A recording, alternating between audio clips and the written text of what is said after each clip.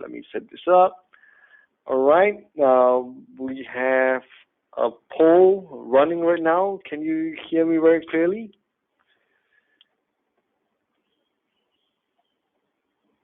All right, great. Thank you so much, everybody. It sounds like you can hear me loud and clear. And one last thing, all right? If you have any questions at any point in time during the live webinar, please put them in the question box and we'll get to them right at the end of the session. And for those of you who can't hear me, you might want to unplug and replug in. I'll type that in the chat box in case you can't hear. All right, without further ado, let me end the poll and hand reins over to David. David, over to you. Hi, Sri. Thank you, Sri. As always, very kind introduction. Thank you for the kind introduction. Just before I start, just like to get a sound check and a technical check. Can you hear me clearly, Sri?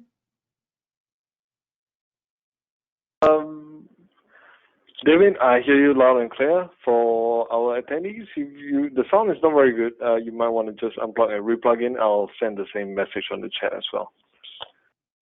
Okay, that's great. Okay, firstly, just like to thank Phillip Futures and CME for having this great platform.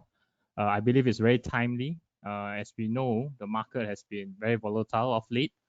And I think micro indices and gold futures are definitely the product that you should be looking at if you have not traded or you have not looked at it yet. Because I think the current volatility will be great for even you are new to trading. It'll be something that is very exciting for you to explore. So as usual, risk disclaimer: anything that I shared, all the information and even the charts that I shared here are purely for educational purpose. So any recommendation, do speak with a professional. Do study in detail. So purely, all the information is purely for educational purpose. So in this webinar, I'm just going to cover four major principles. I think the first thing is to look at the overall economic impact of COVID-19, especially on the US market as well as the global market. And as we enter into a pandemic, we are definitely going into a new era. We should call it the new normal, which I'm going to share later on in depth. And definitely going to look at gold. Gold has been the talk of town of late because of the price that we're seeing. And definitely we have a lot of interest. We see a lot of buyers coming to the market. So gold, whether the status of a safe haven as an asset, is pretty much still in line. And I'm just going to share with you pretty much some basic steps for you to approach the market, especially on the mini micro indices as well as the micro gold. And last but not least, I'm just going to talk a little bit on the products that I mentioned. Now, let's dive deep into the global economy. Now, as we can see, this year is going to be very fascinating. Indeed, we have seen deep recessions in a lot of major economies. Started off with China, and it reverberated to across many other countries. And indeed, I think just a couple of weeks ago, IMF or even WEO has just announced that the outlook for the year is going to be very gloomy. And 2020 is pretty much discounted in terms of growth. We are looking at about 3% in terms of growth deficit. A lot of countries will be suffering recessions. But I think things are getting, the way the market is behaving, things are getting better on the second half of this year. Now, it's still quite contentious at this point in time whether we're going to see a rapid recovery. In my honest opinion, the best scenario I'm looking at is going to be a very gradual recovery. It's still very uncertain whether first half 2021 is going to be good, but I think 2021 is where a lot of market participants are anticipating that the recovery is going to be in full growth. So even IMF are projecting that, even WEO is stating that. So 2021 is where the year that we probably and hopefully could see greater recovery than what we are seeing right now. So definitely going to see China as a major leader in terms of economic growth. US is still in question. 2021 is going to be the year in Asia. We can see, I think IMF is projecting 8.5% in terms of growth. Many other countries will follow suit. United States is also projected to grow between 4 to 5%. So from the onset of things looks like it's going to be a protracted downturn from where we are to probably towards the third quarter, until we can probably see a determined course of measure for COVID-19, probably a vaccine. And from then on, we probably could see a recovery. So 2021 is a year that a lot of people are anticipating that a recovery could be in place. But till then, it's going to be protracted downturn. Now, China seems to be the only country that managed to gain its footing. Obviously, the COVID-19 started back in late January. And from then on, I think China gradually tried to recover towards the early March, where they start to reopen cities. Businesses also start to pick up. As now we can see some of the figures here, air pollution are starting to come back up. So we were quite happy when the air were cleaner a few months back, but it seems like China is starting to reignite the economic activity, and so you can see air pollution index are starting to pick up. Besides that, I think traffic congestion is also another sign that things are getting back to normal. The key question is businesses and consumer behavior. Is consumer going to go back to pre-COVID behaviors? So far, the data are not suggesting that and doesn't indicate much of that. And probably we could see a very gradual recovery in China, but things are starting to get back on track. So really, I think China is probably the model of an economy where the rest of other nations are trying to follow. Slowly, you look at US and many other major countries are slowly reopening.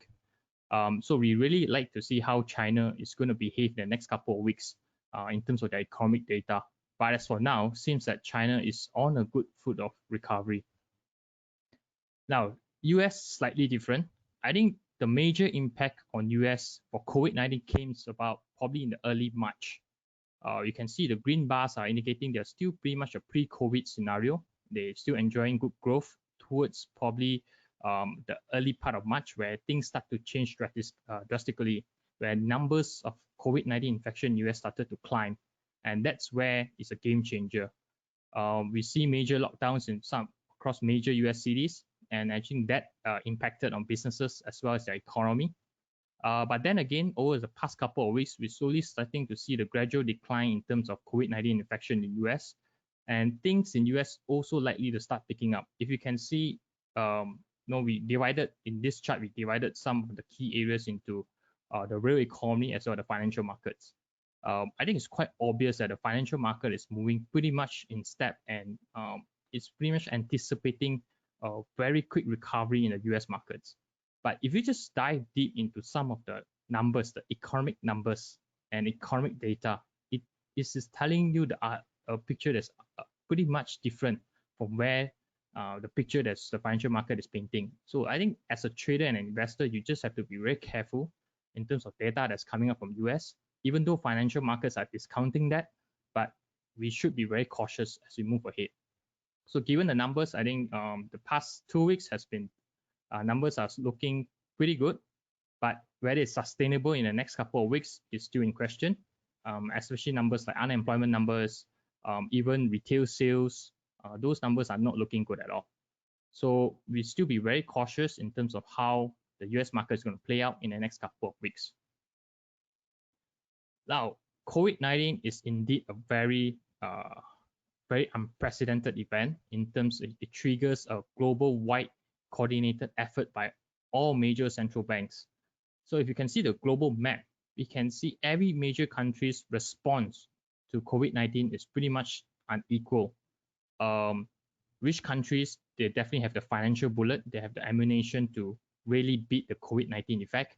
But unfortunately for those less poorer countries, they couldn't afford a heavy fiscal package in order to safeguard their economy. So you can clearly see US and Japan, they really prime their economy in trillions. And you look at Euro region as well. I think these are the three major countries that's really putting a lot of fiscal ammunition into their own economy, trying to probably reduce the impact of COVID-19. Now, I just want to bring your attention to the chart on the left, which shows the Europe countries, especially Germany and Italy. We can see their response to the COVID-19 is pretty much huge in terms of their fiscal support. Germany alone has probably contributed 35% of their GDP in terms of fiscal package. That's a lot. For a country, a big country like Germany, to push out such a big package of stimulus package is telling. And this is going to be in terms of government debt in future. So really in question is, despite having such a huge fiscal package, can the economy really recover thereafter? So it's still pretty much in question, but having such a big package as a percentage of GDP, it is quite a worry sign. If you just look at US, it's probably only 10% of the GDP. So I would say Germany and Italy is in a very tight spot. They have really spent much of their GDP trying to safeguard the COVID-19 effect. And indeed, I think the Euro region is something to watch out for going forward, because despite they have many countries coordinating each of their effort in terms of trying to stimulate their own respective economy, we need a bigger bailout, especially for those less wealthy Europe countries. They have come out a package of 750 billion. In my honest opinion, it's not going to last that long, and it's not going to be the amount is not substantial enough. So let's see going forward. We were likely to see more stimulus package needed coming from Europe region. Now, obviously, with central banks intervening and supporting the economy, their respective balance sheet is going to be expensive. If you just look at Federal Reserve, the ECB, the BOJ, and Bank of England, they've all expanded their balance sheet throughout the COVID-19.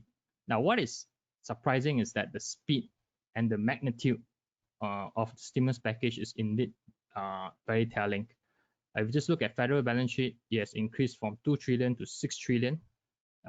Some houses are projecting that Fed balance sheet by the end of the year could reach 9 trillion US dollars. Now, this is assuming that COVID-19 will be a very long recovery. But who knows? If the vaccine is in place and things can recover in a much rapid pace, probably the Fed may not need to spend that much of money. But then again, I think Fed balance sheet is indeed very telling. It's the highest in history. So we are indeed in a very unprecedented time, especially for central banks as well. Now, so that's central banks' responses from around the world. Now let's go down deep into the economy itself. If you just look at debts in general, we can definitely see companies going to the debt capital market to raise more money. We're in a crisis. Definitely companies who are not doing well, they'll suffer cash crunch. So therefore they need money. So companies are going to get loans from the government. And I think government is doing its own effort to really hand out cash to all the companies that need this money. So we can see debt among companies are also increasing tremendously. The question is, when debts are increasing and yields from investors need a higher yield, so therefore yields are increasing, it's going to be added pressure on how companies are going to refinance. We can clearly see some examples like recently JCPenney, they just filed for bankruptcy protection. Gold's Gym, Aldo, Hertz, the latest casualty, and many others. So really on the ground, the economy doesn't look very well. Companies are not doing that well. Those who can't really survive the onslaught of COVID-19 impact is feeling the pinch.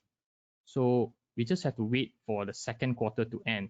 And that's where we clearly to see how bad of the effect COVID-19 has on the economy. So diving into other numbers, you just look at US retail sales. Now, US has been always a consumption economy. If you just look at consumer spending alone, it constitutes 70% of the US total GDP. That's huge. And if consumers don't spend, the US economy will not go anywhere. Now, the problem with COVID-19 is everybody's in a lockdown, businesses couldn't restart, cities are closed, consumers have nowhere to spend. And even that consumer inflow has also been affected. Unemployment has been rising. So consumer spending is one important gauge in order for any investors or traders who are looking at it. It's an important gauge for us to see whether the US economy can recover. And usually it's the first sign.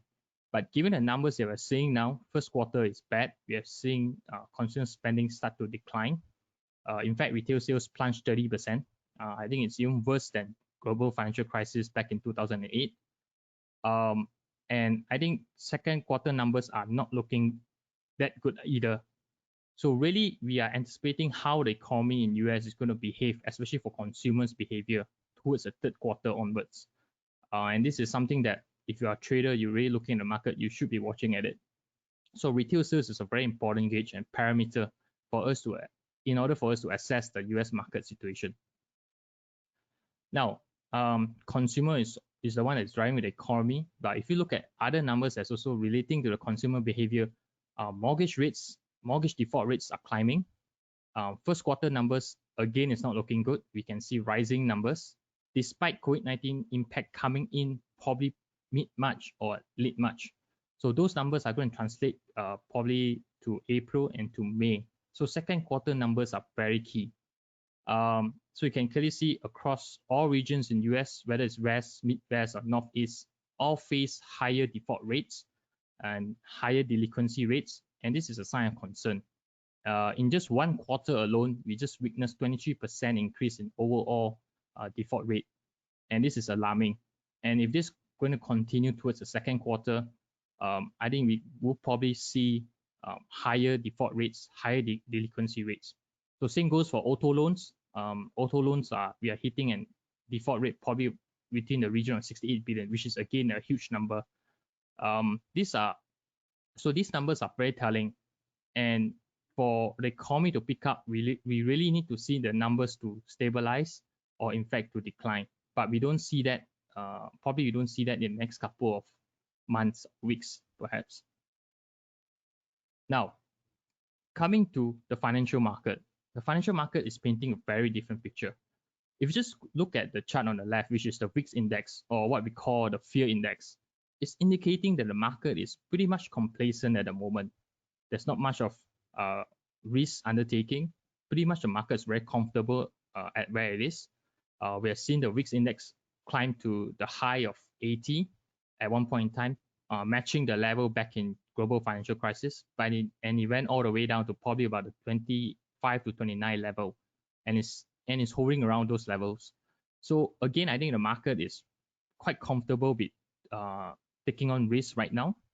And we just look at the put against call options data, you can clearly see market is actually on a risk on mode. Any ratios below 1 indicating that the market is actually very bullish. And any ratios that's above 1 is indicating that the market is actually very bearish.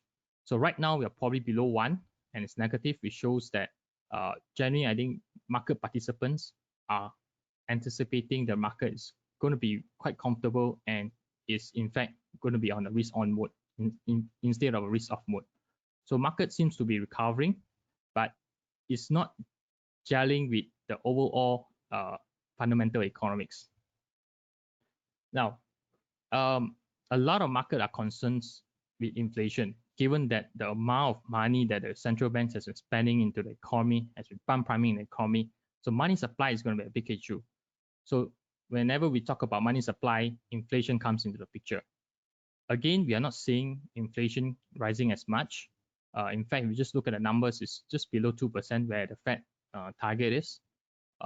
So money supply and inflation is not a concern in near term. For the simple fact that we are witnessing a demand destruction. So we can clearly see it's still an oversupply market. Demand is not there. So inflation is going to be very low at the moment. Now, things will start to change when demand starts to pick up. So when consumers starts to spend again, economy starts to restart, that's where inflation is something to watch out for. So if you are in a gold market, I think gold is very favorable at the moment, given the low interest rate environment, given the low inflation. And when inflation picks up again, I think gold will definitely be in favor. Now, Federal Reserve can use interest rates as a mechanism for it to boost the economy. If you have seen how Federal Reserve has slashed interest rates for past couple of months, it's again a very unique situation because we are indeed in a very unprecedented time. Federal funds rate will I think back in March was about 1.5%. Between that, I think it took about 2 months or 3 months to slash it down to back to 0.25, 0 to 0.25 percentage points.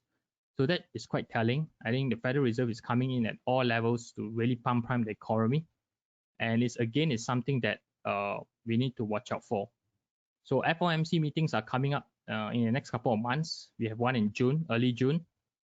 Whether federal fund rates can go below zero, that's very questionable. I think just last 2 weeks, Jerome Powell, the Federal Reserve Chairman, just came out and announced that Federal Reserve rates are unlikely to go to negative, because when you have that kind of scenario, it just creates a lot of other side effects of the market. So with that confirmation, I think market is still pretty much pricing rates to be above zero for the point in time. But then again, is there any more room for Federal Reserve to cut rates? I think that space is going to be very limited. So rates are close to zero. There's not much room. So Federal Reserve will just have to look at other options and other avenues to pump prime the economy if needed. Now, this list shows you what are assets that Federal Reserve can actually buy. There's one thing that I need to caution is that for now, the Federal Reserve doesn't involve in the financial markets. They don't go direct and buy equity stakes in any of the US companies. But I think just early March, we have witnessed Federal Reserve coming into the market to support the ETF market, especially for the bond ETF. So companies that just got downgraded from where they used to be an investment grade bonds, they downgraded to junk bond status. Federal Reserve are coming in to buy those bonds as a measure to really support the economy. So I think these measures are really short-term measures that can really put a backstop to any of the companies that's struggling in terms of cash. So actually, ultimately, what the Federal Reserve is doing is giving out cash directly to the businesses in order for them to really generate back the economy activity. So it remains much to be seen how the economy can really pick up from then on. But from where the Fed ammunition is, I think Fed still has a lot of other ammunitions for it to consider besides rate cuts. So this is something if we have to watch out in coming months to see how Fed is going to respond. Okay, now obviously with so much stimulus that's in place, federal debt is not going to go lower. In fact, it's going to go higher. There's a forecast that this year we're probably going to reach the historical high in terms of government debt against the GDP. Is probably talking about 108%, which is highest in history. So I think it's a question of time when economies start to pick up, whether inflation is going to be the common denominator that can reduce the debt. We won't know yet, but judging from the Fed response, debt is piling up. Definitely is something a sign of concern as we go towards the medium term. Now, as someone has watched the market as a trader, economic announcements are very, very key and very important, and it's very unpredictable. So this just happened back in late March, where Federal Reserve just came to the market and just announced there's going to be unlimited support for the market in terms of unlimited QE. The market just jumped 100 over points. So as a trader, you just have to be very cautious and very careful on any economic announcements. So whether it's on Trump's tweets or whether it's on Federal Reserve comments, this will definitely have impact on the market. Now, this graphic shows a very important telltale signs of where the investors or traders perception is of the market.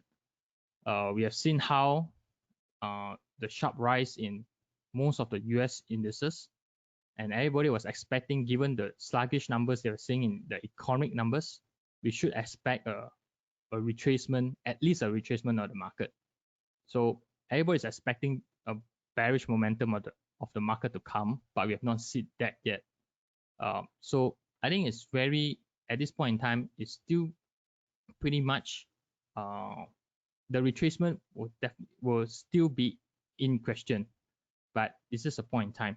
So really, I think traders, whether you are looking at the market, we just have to beware that the economic fundamentals are not responding well to the financial markets, and it's in fact a divergence between both markets. Now, I think this chart illustrates it very clearly. You just see how Nasdaq has recovered and reaching almost close to its high, the previous high before COVID-19. I think Nasdaq is the only market that is pretty much on a very bullish mode. S&P 500, Dow Jones, and Russell are trying to gradually recover, but Nasdaq is the only exception, and I think it just try to break the all-time high again. And really, I think if you just look at some of the fundamentals of some of the Nasdaq companies, it's still very supportive. So this is something that investors, you just have to watch out for. Now, Main Street versus Wall Street. I think this is a common theme that's going around the town now. We have seen how financial markets are responding very positively, but if you just look at the economic numbers, it's telling you otherwise. Unemployment numbers have hit 30 over million in US, but financial markets keep climbing higher and higher. As the saying goes, market always discount a 6 months advance in terms of the economic outlook. Now, whether that holds true is still pretty much in question. But if you just look at numbers alone, and I just highlighted earlier, consumer spending is always a key thing in US. So if we don't see a recovery in terms of consumer spending, I don't think the economic fundamentals will be that good. And eventually the financial market would just have to adjust accordingly.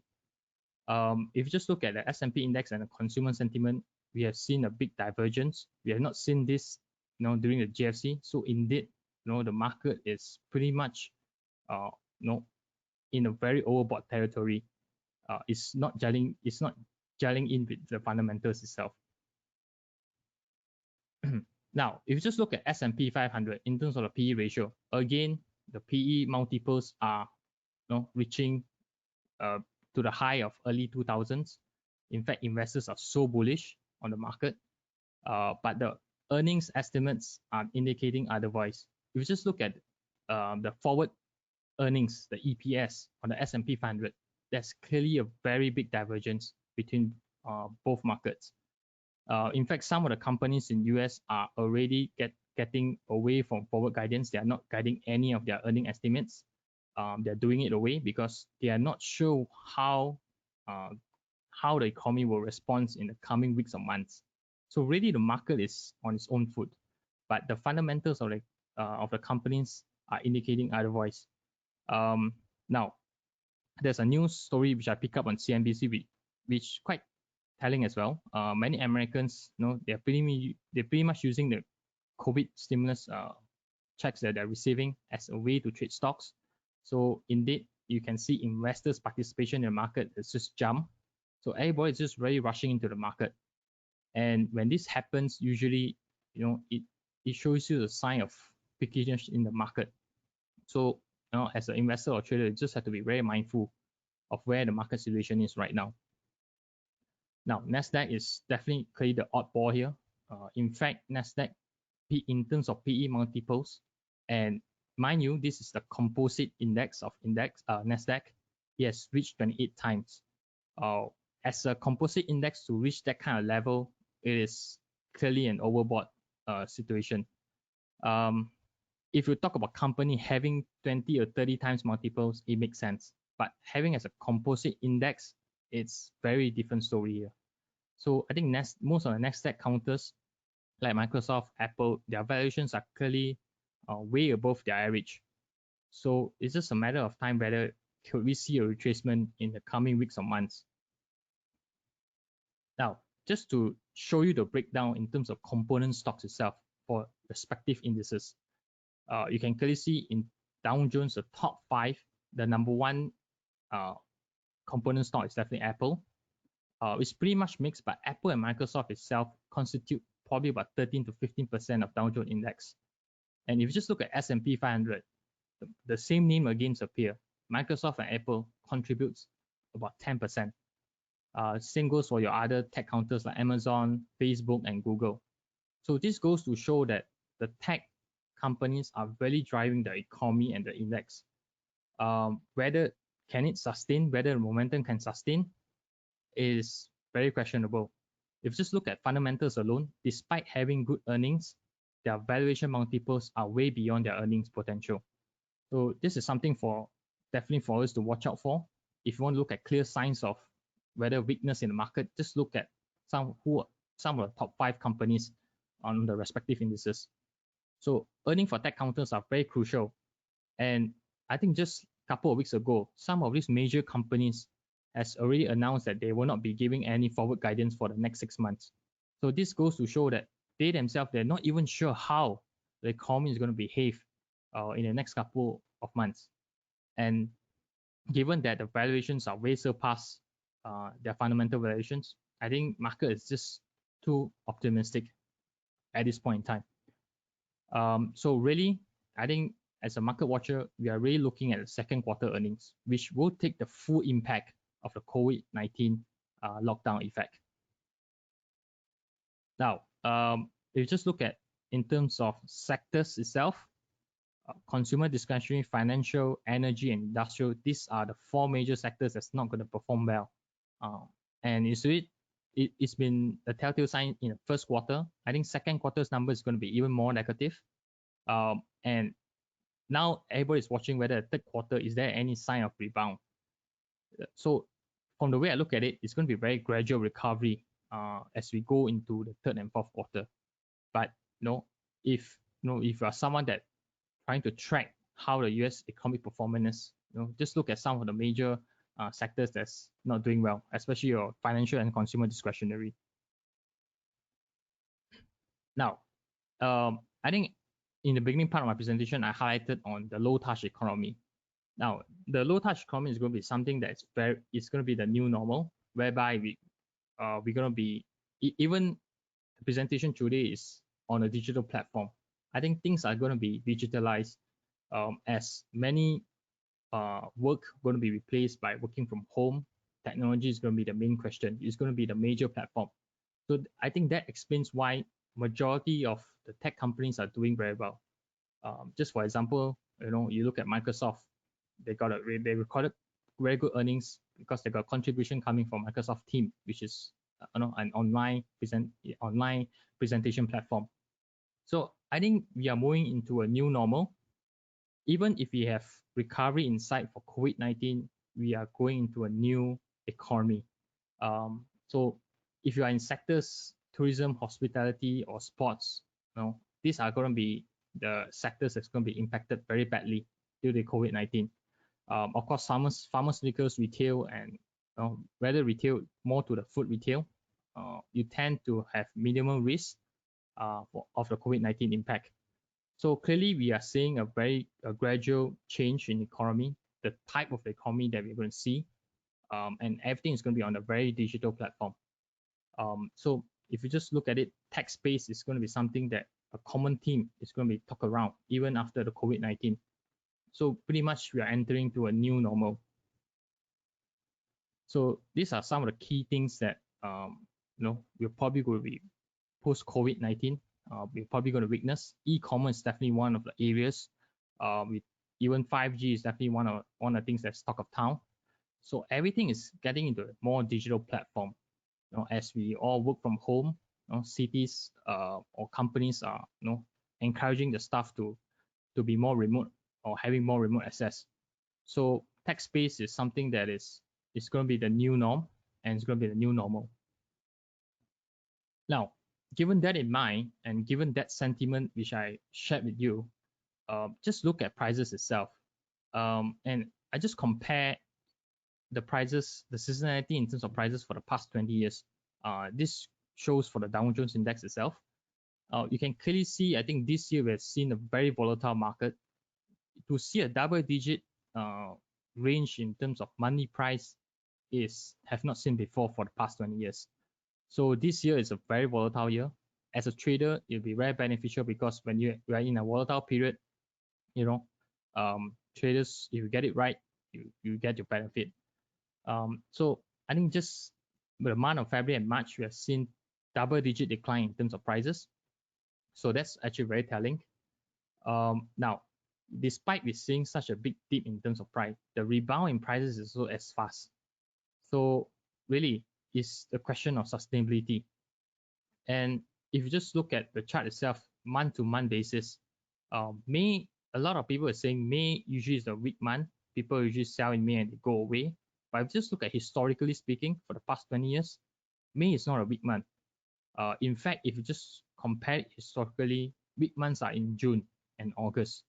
Now, June is very crucial because that's where your second quarter earnings report start to release. So this coming June will be very crucial for us to gauge how the company is going to respond to the second quarter effect of COVID-19. Now, it's something that's for us to watch out for. And I think May is going to be a positive month overall for most major US indices. We just only left a few days more. So I think likely market is going to close in green. June is something for us to watch out for. Strong months seasonally are always in the end of the year. And, that's where festive seasons or window dressings or end-year window dressing starts to be in fact. Now, S&P 500 is very similar to Dow Jones in terms of seasonality. Again, June's for S&P 500 is slightly a bit mixed. We have equally number of years for the past 20 years, equally numbers of green and red. Now, so again, I like to highlight and like to mention and reiterate that second quarter earnings are likely to come in June. So June is a very crucial month, and whether the market has already factored in and the market is too overly positive, we are likely to see market in action, especially in June. So, do watch out whenever you approach your trading. I think we do have to take in fact and do have to take account of seasonality as well. Okay, now the last bit for the US economy, I just like to highlight is definitely going to be the US-China trade war. Now, this is very this factor is actually very fluid at the point in time. We have seen early of this year, we have seen the phase one US-China trade war being signed. No, everybody was expecting a very good positive impact on the market, but came COVID-19, the situation has turned the table. That there's definitely war of words between both parties, and I think this is something for us to watch out for. Despite we are seeing the fading effect of COVID-19 in play, I think market is starting to refocus back on the US-China trade war. Now, whether is there any escalation of the US-China trade war? Possibly there is. We are heading into November. It's a crucial month in US for the US presidential election. Trump being Trump is always very aggressive. Any tweets that's coming up from him is definitely going to have an impact on the market. So I think this is something for us to watch out for, and it is a factor that is starting to get into the picture. I think markets are also paying a close attention on how the development between the US and China trade war. Now, just before I go, just like to highlight, if you have any questions on the first part of the presentation, especially on the US economy, feel free to type in the chat box and we'll address it later on accordingly. Now, gold has been an important asset for this year. If you just look at the price, it's climbed from the region of 1,005 US dollar to the high of 1,000, almost reaching the high of 1,800 US dollars. Now, again, if you just look at commodity basket as a whole, we see a pickup early in May, and basically it was driven mainly by gold as the major driver. Again, you can see a huge gap between the equity and the commodities market. So equities is in fact in a very bullish phase, but commodities is yet to pick up. But among the commodity basket, gold is highly in favor. Now, if you just look at the past 30 years trend prices, gold has reached an all-time high at 1,920 US dollars. Will we ever reach that again? It's possible. You just look at the current momentum as we are in year 2020. Gold has reached a low of 1,004 and it's climbed back up to 1,007 easily. So gold is definitely something that investors are looking at, whether it's a hedge for their portfolio, the demand is coming in, whether it's an investment demand. I think gold in the short term is still well supported. Okay, if we just look at how gold performed in the last financial crisis, especially the 2008 global financial crisis, we have seen tremendous drop in the equities market, but gold performed relatively well. And it is in fact a good hedge against your portfolio. We have seen rising prices, especially when market is in turmoil. So I think gold should at least constitute as part of your total portfolio. If you are trading gold, we are definitely in a market turmoil situation. I think gold is still pretty much well favored, and still the overall view is still bullish. Now, is gold a safe haven? If you just look at all the past financial crises that we have seen, gold has performed relatively well. And in fact, in all major recessions, gold performed positively. And while equity markets, they don't perform that well. So gold is still an asset class worth considering if you just want to hedge against your portfolio. And like I mentioned earlier on, the US interest rates are pretty low, and it's highly attractive for investors to actually own gold. Now, this is to reiterate the point. If you look at normal market situation where indices does not move that much, or is not in a very volatile phase, gold performance are relatively mild. But when you are in a very volatile situation, especially what we have seen in the past couple of months, with double-digit price range in terms of monthly prices, gold definitely will be in favor. Because I think gold is the very best bet. It's a safe haven asset. That's where investors rush into it. So I think we should see when market is in turmoil, prices of gold is going to be supported. It's going to definitely be supported. Now, what explains the recent rise in price of gold? For the simple fact that if you just look at the demand itself, we have seen tremendous increase in terms of ETF demand, which is constitute the investment demand for gold. In just 3 months itself, we have seen 15% increase in terms of ETFs demand for gold. Now, if you just look at other demand for gold, which is you can constitute into jewellery, which constitute a very big chunk of the total gold demand. This year, for the first time, we are seeing the jewellery demand is going to come down, given for the fact that if you just look at the two biggest market, India and China, they have suffered a lockdown. So majority of the businesses are shut. Customers couldn't go to the goldsmith shop to buy gold or to sell gold. So really, I think the jewelry demand this year, you're going to see a significant decrease. But that is well compensated by the investment demand, which is coming from the ETF side. And I think for the first time this year, we are going to see a huge increase in terms of ETF demand for gold. And I think that so far that figures has well compensated for the decline in the jewelry space. So going forward, especially as we move to the second and third quarter, I think very much to see is that will gold continue to see that strong demand coming from ETF. From the pace of things, looks like the past 2 weeks, we are slightly to see a gradual decline in terms of ETF demand. But then again, the US equity market has actually been very bullish for the past couple of weeks. So really to see, is we are yet to see how it's going to play out probably in the next couple of weeks, whether can we still see a sustained demand, ETF demand for gold. So I think India and China, in terms of their jewelry demand, we are not that optimistic given that we have seen the lockdown measures. So I think demand coming from jewelry space is going to be very weak, even for second and third quarter as well. Now, that's on the demand side. If you just look at the supply side, supply for gold is pretty much fixed and very steady, year in, year out. And again, I think majority of the supply in gold is always in jewelry. The thing that is really pushing up gold price, another factor is the central bank buying. And I think these are all additional demands that's coming to the market. On supply wise, I think it's pretty much stable across the board. Obviously, there's certain mining companies who face shutdown, so we face a restriction in terms of limited supply. But I think that will pretty much come back to the market probably on the second or third quarter. So I think on the supply side, things are pretty much the same. So I think the equation is really relying on the demand picture.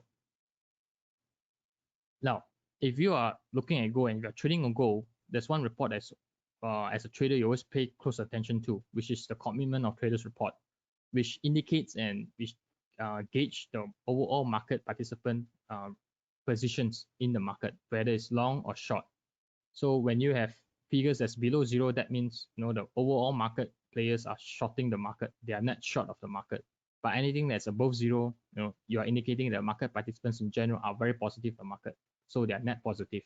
Now, current situation is we have seen rally in gold prices, but the net position for majority of the participants are coming down. It's still net positive, but those numbers are starting to come down, which means that some market participants are taking profit at this level, which is pretty natural because given the sharp rally is seen in gold prices, whether are we going to see gradual decline in terms of their commitment, whether are they going to exit more of their long positions, this is something that we very wary of.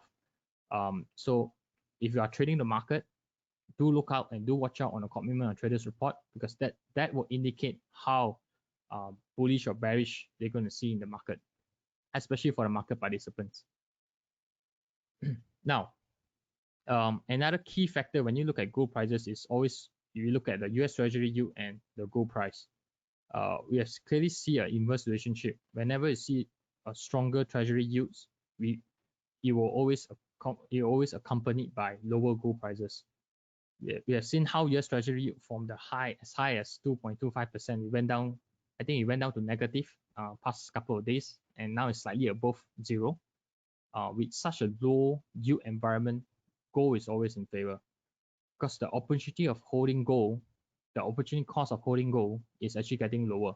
So it's definitely, there's more incentive for traders or for even investors to have at least gold as part of their asset, because the opportunity cost is actually getting lower. So I think Treasury yield is something to watch out for. I think given the low interest rate environment and it's here to stay, so gold price wouldn't come down that much, and in fact it's still very supportive at this point in time. Now, besides gold, another precious metal product, the silver, which is again a lot of talks in town regarding the gold silver ratio. We have seen a steep climb in the past couple of weeks. From usually the average is about 60 to 70 ratio, we see a steep climb to 100 times, and that wasn't sustainable, which indicate that gold was way overpriced compared to silver. But I think silver did catch up, and in fact, I think silver till this point in time, if you compare to the average ratio for the past couple of years, it's still pretty much underpriced. So whether could we see a sustained, could we see a higher silver price is likely, as the ratio will try to readjust back or reverting to its mean, to an average of about 65 to 70 level.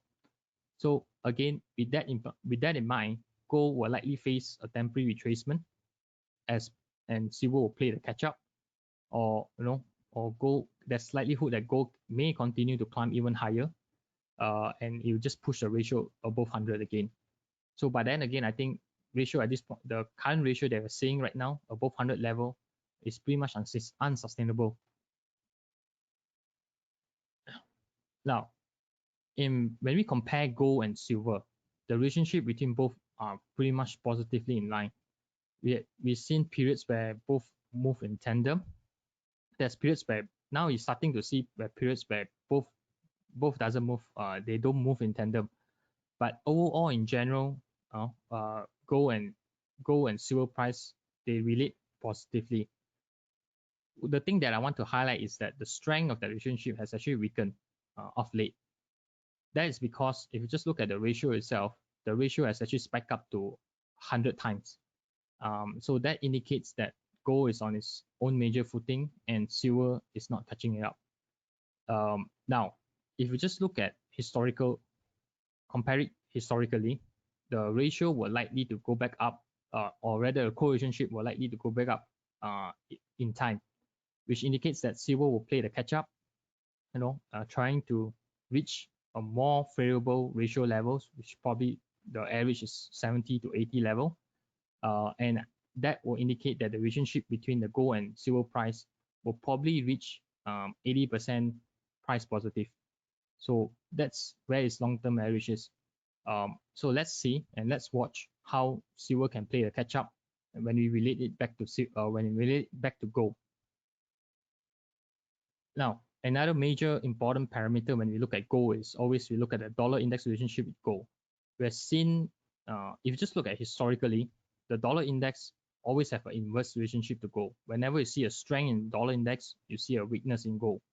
But of late, I think just a couple of years back, we have seen the strength in the US dollar itself. So whenever you see a strength in the US dollar, likely also we see the strength in gold.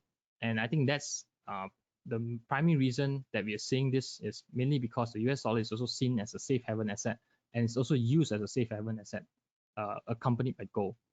So as we continue to see, market risk on and risk off mode, US dollar will still be in favor, gold will also still be in favor.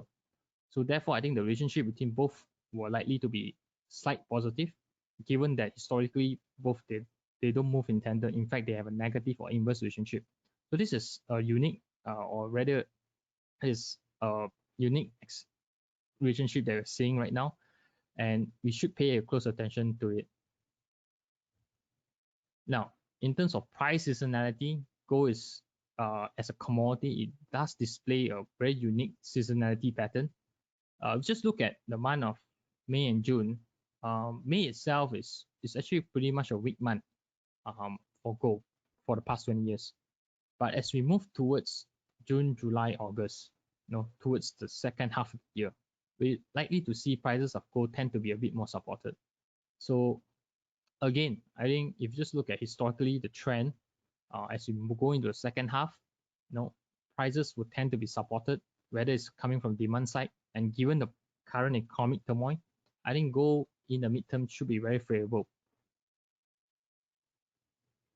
Now, if you compare gold as a ratio to S&P 500, which is your equity index, we clearly see the ratio, is almost close to zero, which indicate that the equity market is way and far beyond as a ratio to gold price. Now, of late, I think the ratio has started to increase, which indicate that gold is playing the catch up. Now, this only indicates two things. If this ratio starts to rise, it's indicating that the equity market is due for a correction, is due for a retracement, and the gold market is getting ready for the next up cycle. The likely scenario that we're seeing is, if you just look at how the US fundamental, the economic fundamental is, and where gold prices is, gold has potential of an upside. The equity market in time to come is due for a correction. So the ratio that we are seeing in terms of the gold and S&P, we are likely to see the ratio is going to point higher and higher. So again, this is a space that if you are trading the market, is a space that you should be watching out for. Okay, I'm coming to the last bit of my presentation, which is talking about trading strategy. So I'm just going to keep it very simple to how I approach the market. First, I always identify the trend, the major trend, whether is it on the uptrend or a downtrend. I know a lot of traders outside there, they use sophisticated indicators. Now, the key thing about trading is that as long as something that works well for you, you should always use it. But if something that's not doing it or not giving you the kind of consistent return or consistently profitable, you should always change your methods. As for me, I think moving average is something very simple. Of course, you do have to have the caution here is you always have to do your back test. So I use moving average as an indicator. I also use candlesticks, but here the candlesticks I'm referring to is the Heiken Ashi, which is pretty much a smooth, or they call it the average candlestick bar, to signal the either is a bullish or bearish momentum. And last but not least, in every trades that you do, you always have to manage your risk. And to manage risk, I always use the ATR, or we call it the average true range indicator, as a way for me to manage what's my risk and reward ratio. And we end it with a trade review. So always identify the trend. If you just look at the chart on the left, is the S&P 500. The chart on the right is gold price. So you can clearly see the S&P 500 is trying to make quite a close V-shaped recovery. In fact, it just broke the 200 moving average level. Whether can it sustain at above the 3,000 level, that is something to watch out for. From where I see it in terms of chart, As long as there's strong volume conviction above 3,000 price level, the rally that we're seeing, the recent rally that we're seeing, still has some legs to go. But if we can't hold above the 3,000 level with lower volume and there's no strong conviction, we're likely to see prices to probably retrace downwards from then on. As for gold, in fact, gold is very unique. It's forming we call it in candlesticks formations, forming a pennant.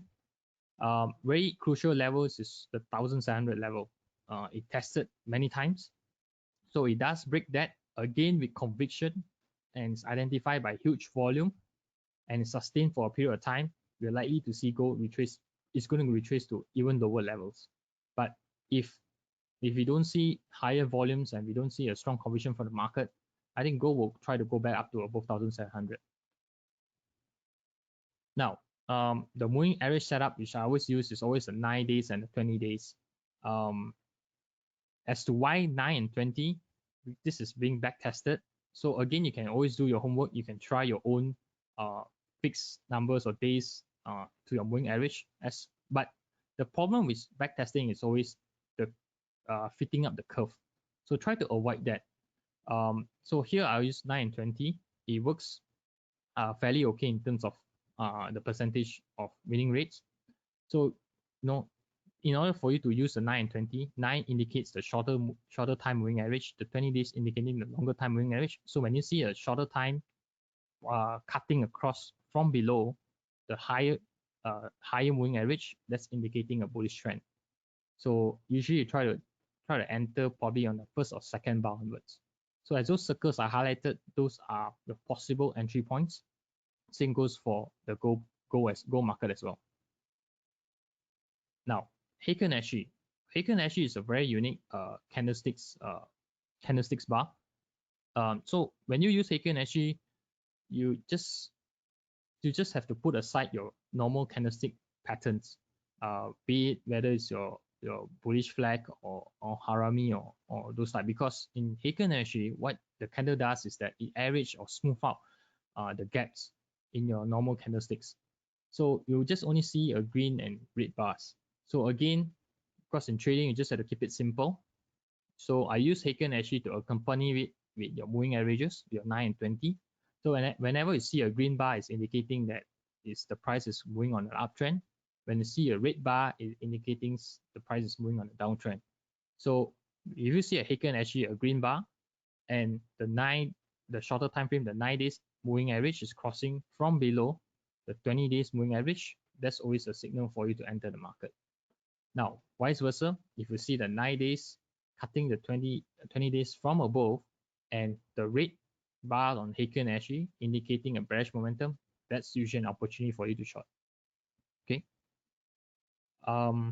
Now, last but not least is always the trade risk management. Risk is something, if you are a trader, you want to be on the long term in this game, you always have to manage your risk. So one of the method which I use to manage my risk is always I use the average true range, which is an indicator that is commonly available on most charting platform. So say for example, in this example, we'll look at a E micro mini gold. The ATR value is 10. So if you work on the risk to reward ratio 1 to 2, say for example, you buy an order at 1737, you enter the gold market at this price, you should be aiming at 20 points profit, and you should put your profit taking order at 1757. And with every order of profit taking, you should also accompany a stop loss order. And since the ATR value is 10, you are willing to risk 10 points. So your stop loss level is at 1727. So average ATR value always tells you what kind of range are you looking at. Nowadays, you can definitely see in most markets, the range has actually increased, especially for gold market, for Dow Jones, and for S&P 500, which also states that your risk to reward ratio is going to be higher. So for every, if you want a higher reward, you have to be prepared to get you have to prepare to manage a higher risk. Okay, so last bit, I'm just going to talk about very briefly on a contract spec itself. So I've touched on the micro indices, especially on the micro Dow Jones, the S&P 500, the Nasdaq 100, and the E-mini Russell. If you just look at the contract margin itself, it's a very small contract. It's very tradable. Now, if you are new to the market, if you just look at, it's very tempting. If you just look at the margin itself, it's very tempting for you to over leverage in terms of sizing up your positions. We always encourage traders who are new to the market, you should size up accordingly. If you are someone new to the market, always start with one lot, and you should work your way up. Even though the margins are very reasonable, it's a very small contract, you tend to have the urge to try to leverage up on more positions. If you are new to the market, try not to do that. Until you get familiar and you're accustomed to the nature of the product, you should position it accordingly. So position sizing is also another way for you to manage risk, which I'm not going to touch it on this webinar. And if you are someone new, you should pay close attention to that as well. So if you just look at most of the micro mini products, including the e-micro gold, in terms of volume, is definitely highly liquid. There's no question that you shouldn't be afraid of getting in and out of the market. The cost of getting in and out of the market is actually relatively very low. So there's no question of liquidity. And really, I think it's definitely something that you should be looking at if you want to get advantage or even take a piece of action, especially in the US market. So I just come to my last slide, especially on concluding some of the remarks I've just mentioned. The world itself is actually becoming more divided. If you just look at it, the early part of 20th century, we talk about globalization. The world is coming in together. Every country is forming a pack. But just for the past couple of years, we are slowly seeing countries getting more divided in terms of whether it's their response to the COVID-19 or whether it's economic cooperation. So trade war is clearly a very evident theme and evident topic that's going to be the talk of town for time to come. And as two economic powerhouse continue to struggle, continue to shout out their animosity, so I think this is going to be a common theme for the market. Market is still going to be very volatile. Secondly, we are still in the midst of a pandemic, so expect a protracted and slow recovery in months to come. Obviously, there's talk on town whether are we going to see a V-shaped recovery.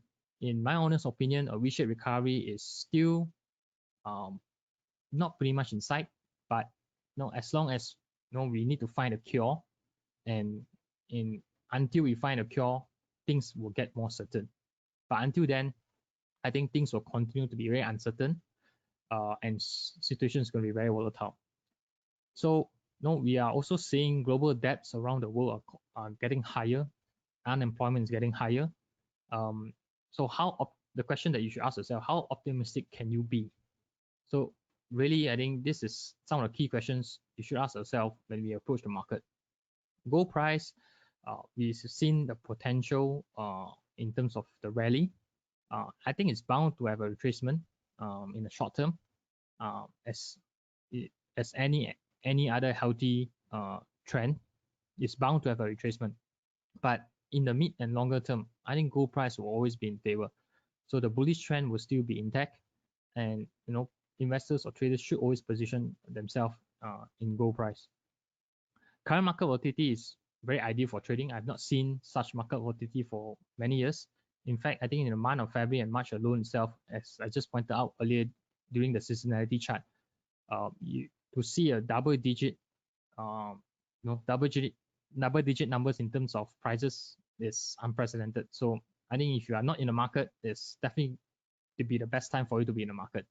If you are in the market, every volatile period is always a period of caution, because you have higher rewards, your risk is going to be higher as well. So always, you just have to learn how to manage your risk, especially during this period of time. So with that, I'm just going to hand it over to Sri. So that's pretty much what I have. If you have any more questions, or we can't really address all today, just feel free to drop me an email, and I'll be more happy to reply at any of your questions. So over back to you, Sri. All right, thank you so much, David, for the insightful presentation on how we can trade the micro minis as well as the micro gold.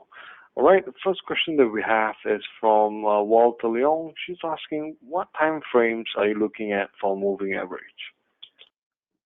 Okay, just now, that's a good question. For those charts I just showed you earlier, the time frame that I'm looking at is actually 30 minutes. But again, just want to disclaim here is that I do use multiple time frame analysis as well. But since I'm more to an intraday trader, so I have to use a shorter time frame.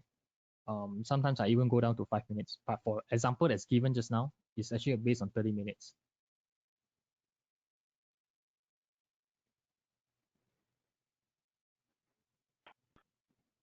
All right, so the next question that we have is, will the unemployment data and GDP affect the S&P 500 and gold? Seems like there's no market reaction even with GDP data rather and unemployment rate.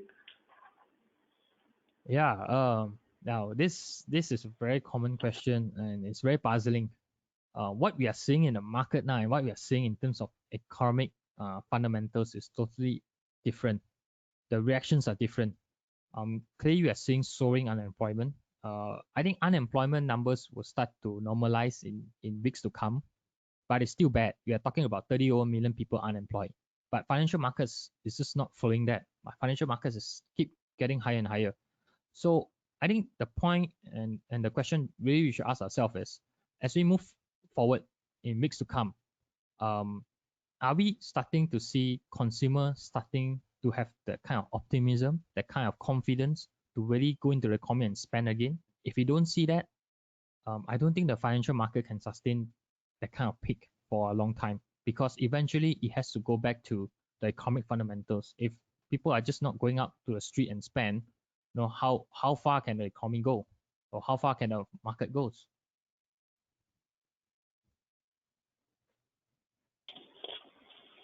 All right, so I believe I'm so sorry we've overrun the 8 o'clock timeline. I'll probably just pick one last question. This is a good one, David, I'll assure you. What are the chances for Trump to be re-elected in November, and what do you think could be the possible impact to the Dow Jones? Wow, this is a $1 million question. Wow. Now this is my honest opinion. Judging from the current political climate in the US and judging from Trump's behavior, we just have to be prepare ourselves to face any outcome that is possible. I mean, by saying that is that it is my view is that it's likely that Trump may continue the second term as a president, because if you just look at how the current momentum is, even though a lot of people is complaining about Trump's handling of the COVID-19 situation, but other things are playing out in his favor, especially with the aggressive stance on the trade war with China and many others. So it's very likely that he may continue to win his second term, and if that happens, I think market will respond accordingly. And we have seen how when he was elected the first time, the market actually rallied. So there's high possibility that the market will also digest it as a very positive news. But then again, the market consensus is it's going to be a big shock if Trump doesn't win. So market will react negatively to that as well. So that's my opinion, but it's really yet to see how it's going to play out. All right, thank you so much, David, for being here and giving us the details on how you probably trade the micro gold and micro E-mini futures. Thank you once again to Rachel, a representative from CME Group, for being here today as well. And once again, thank you for being a wonderful audience. I'm so sorry that we can't go through all the questions. Rest assured, we'll get in touch with you through email and give you the full details. The recording of this webinar will be made available, and you should see the link in our follow-up email. Thank you once again for being a wonderful audience. Okay, thanks, Sri. Thank you, everyone.